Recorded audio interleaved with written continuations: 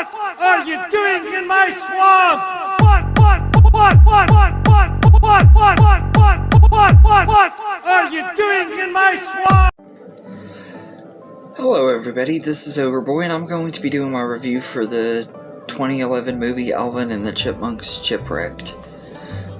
So this is the third movie in the Alvin and the Chipmunks franchise, and in this movie Dave takes the Chipmunks and Chipettes on a cruise, and when they first get on the cruise they're causing havoc all around the ship and everything, getting into trouble, especially Alvin of course, and Simon tries to talk Dave into trusting him and stuff, and then they get in more trouble and Dave gets mad at him and they kind of have this little falling out and everything, and they're gonna be in trouble if they keep on doing stuff on the ship. They'll end up getting kicked off the cruise and everything, but one day when they're playing and stuff, Alvin decides to try to play in this little paraglider thing that he was told earlier in the movie not to use and everything, which was pretty much a foreshadow that he was going to do it, and they all get stuck on this island because it glides away, and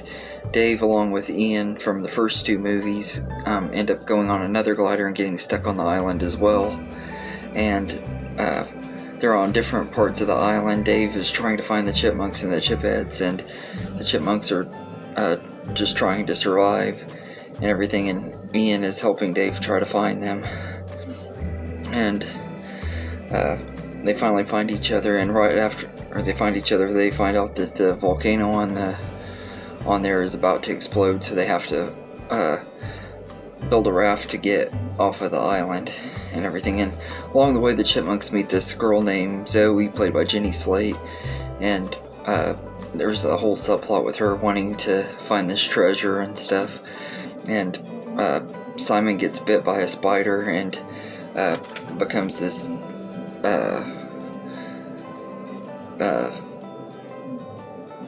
different kind of guy. He goes by Simone. I think he's French, or supposed to be French or something, and he's helping them, but he becomes like more brave and everything. It's kind of a dumb subplot that really didn't have to be in the movie and everything. It was just pretty much for Simon's character arc and everything, because at the beginning of the movie he's really anxious and scared to talk to Jeanette and everything, and when he becomes Simone he becomes all brave and all that. It pretty much is a rip-off of Buzz Lightyear's story arc in Toy Story 3, to be honest, but I think this is an alright movie. When it first came out I really didn't like it and everything, but I think part of it was at the time when this came out I was really over the Chipmunks. I liked the first one quite a bit. I was really big into that when it first came out. The second one I liked,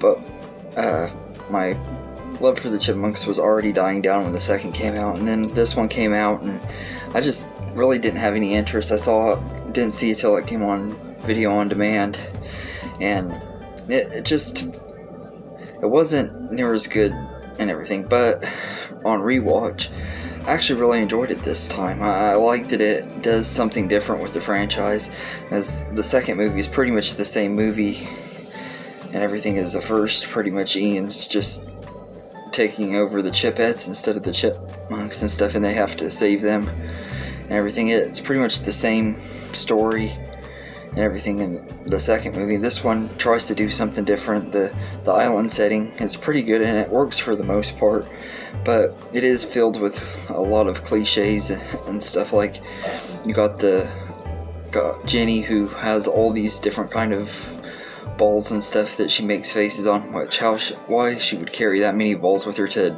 a deserted island I don't really know. And like there's this big plot twist at the end where at the beginning of when they first meet her and stuff, she says that she's been trapped on the island for years, but we find out that she actually has been living there willingly trying to find this treasure and everything. You pretty much could see that coming a mile away, but she does a lot of the cliched stuck on an island tropes, and so do the Chipmunks and stuff. The using the firewood, the all the stuff you would expect from these kind of movies and everything. And then you got the whole thing where Simon loses his memory, thinks he's somebody else, and everything, and